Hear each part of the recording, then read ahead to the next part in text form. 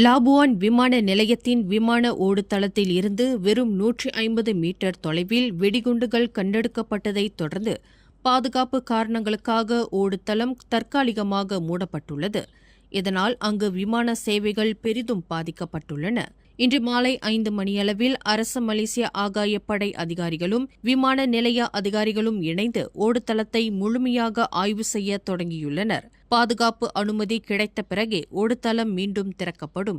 இந்த தற்காலிக மூடல் காரணமாக கோலாலம்பூர், கோத்தா கினபாலு மற்றும் மீரி ஆகிய நகரங்களுக்கான மாலை நேர விமான சேவைகள் ரத்து செய்யப்பட்டுள்ளன அல்லது தாமதப்படுத்தப்பட்டுள்ளன. எனவே பயணிகள் விமான நிலையத்திற்கு புறப்படும் முன் தங்களின் விமான சேவை நிறுவனங்களை தொடர்பு கொண்டு தற்போதைய நிலவரத்தை அறிந்து கொள்ளுமாறு அறிவுறுத்தப்பட்டுள்ளனர். கீழே இருக்கும் பெல் பட்டனை அழுத்துங்கள். உங்கள் மகிழ்ச்சியை வெளிப்படுத்த லைக் மற்றும் ஷேர் செய்யுங்கள். தொடர்ந்து திசைகளோடு இணைந்திருக்க சப்ஸ்கிரைப் செய்யுங்கள்.